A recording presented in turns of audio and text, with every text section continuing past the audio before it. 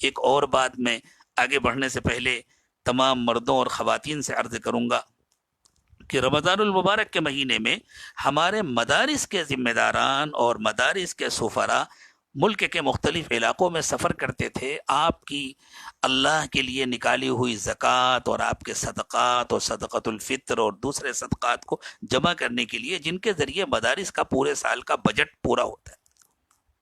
یہ بات ذہن میں رکھیں کہ یہ مدارس اسلامیہ ہمارا نہایت قیمتی اثاثہ ہیں، یہ ہمارے لیے ہمارے گھر سے زیادہ قیمتی ہیں، یہ ہمارے لیے ہمارے محلے کی مسجد سے زیادہ قیمتی ہیں، یہ ہمارے لیے ہمارے کارخانوں سے اور ہماری دکانوں سے اور ہماری فیکٹریوں سے اور ہمارے سارے کاروبار سے زیادہ قیمتی ہے۔ اس لیے کہ اگر مدارس نہ رہے خدا نخواستہ تو مسجدوں میں امام کہاں سے آئیں گے، مسجدوں میں مؤذن کہاں سے آئیں گے، مسجدوں میں تراویح پڑھانے والے کہاں سے آئیں گے، اور مسجدوں میں نماز پڑھنے والے کہاں نماز سیکھیں گے، کہاں روزے کا طریقہ سیکھیں گے، کس سے مسائل معلوم کریں گے، کون آئے گا مردوں کو کفن پہنانے کے لیے، کون آئے گا غسل دینے کے لیے، کون آئے گا نماز جنازہ سکھانے کے لیے، کون آئے گا عیدین کی نماز سکھانے کے لیے۔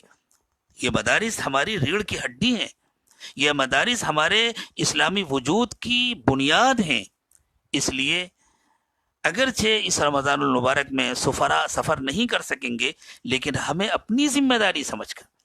جس طرح اس لاک ڈاؤن کے زمانے میں بھی ہم اپنے گھر والوں کا انتظام کر رہے ہیں، ہم اپنی ضرورتیں پوری کر رہے ہیں، ہم محدود وقت میں جا کر کے اپنا سامان خرید رہے ہیں، اسی طرح زکوٰۃ تو اللہ تعالیٰ نے فرض کیا ہے، آپ زکوٰۃ نکالیں، آپ اور صدقات نکالیں اور اپنے پاس محفوظ رکھیں۔ اور جن مدارس کا آپ تعاون کیا کرتے تھے، آپ بازار سے سادے لفافے لے لیں اور ان لفافوں کے اوپر ان مدارس کا نام لکھ لیں اور ان کا تعاون نکال کے رکھ لیں، بلکہ کوشش کریں کہ جتنا کرتے تھے اللہ اگر فضل فرمائے اور اللہ گنجائش دے تو اس سے کچھ بڑھا کر کے وہ تعاون کریں، اور بعد میں جب وہاں کے ذمہ داران آئے تو ان کے حوالے کر دیں، یا ان لوگوں سے رابطہ کر کے اگر ان کا اکاؤنٹ نمبر ہو تو ان کے اکاؤنٹ میں ٹرانسفر کر دیں، لیکن اس کی پوری کوشش کریں کہ مدارس کے چندے میں کمی نہ آنے پائے، اس لیے کہ یہ مدارس ہمارے اسلامی وجود کے لیے ریڑھ کی ہڈی ہے۔ اللہ تعالیٰ ان مدارس کو باقی رکھے۔ انہی مدارس کی برکت ہے کہ آج ہماری زندگیوں میں دین نظر آ رہا ہے، انہی مدارس کی برکت ہے کہ آج جماعتیں چل رہی ہیں، علماء ہیں، حفاظ ہیں، مفتیان کرام ہیں،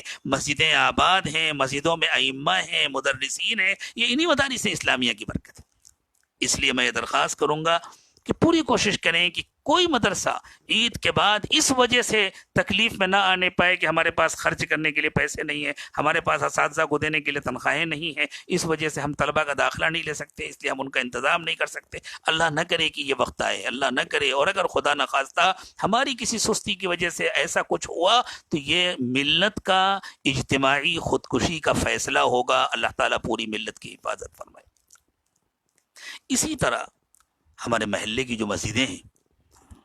آپ خیال فرمائیں کہ ان مسجدوں کے اماموں کی اور وہاں کے خدام کی جو تنخواہیں ادا ہوتی ہیں وہ عام طور سے جمعے کے چندے سے ہوتی ہیں۔ اب اس وقت چونکہ جمعے کے اجتماعات نہیں ہو رہے، مسجدوں میں چندہ نہیں جمع ہو رہا،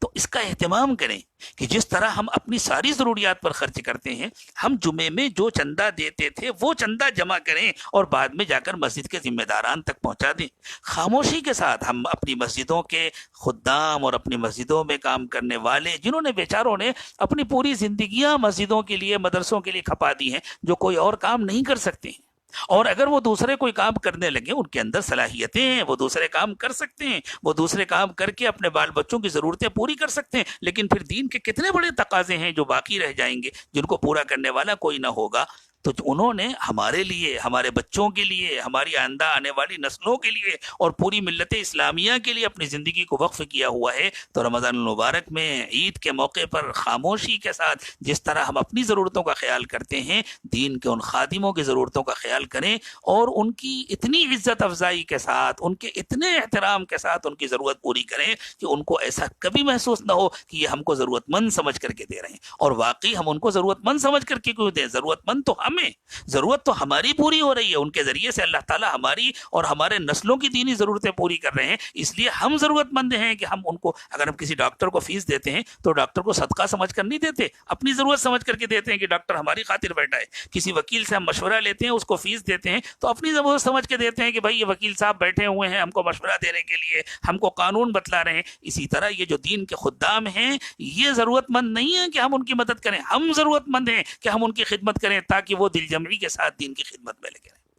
اس لیے میری درخواست ہے کہ اس رمضان المبارک میں خاص طور سے آپ لوگ پہلے سے بھی کرتے تھے، آئندہ بھی کریں گے انشاءاللہ، لیکن جمعے کے چندوں کا بھی اہتمام کریں، اپنے پاس جمع کریں اور اپنی مسجدوں میں پہنچائیں۔ مسجدوں کے خدام، مسجدوں کے ائمہ اور مسجدوں کے مؤذنین، ان کا بھی خیال رکھیں، جو چندے کے ذریعے ان کی تنخواہیں ادا ہوتی ہیں وہ تو ہوں گی، اس کے علاوہ بھی رمضان المبارک میں جس طرح ہماری ضرورتیں بڑھ جاتی ہیں دوسروں کی ضرورتیں بھی بڑھتی ہیں، اس لیے ان کا بہت زیادہ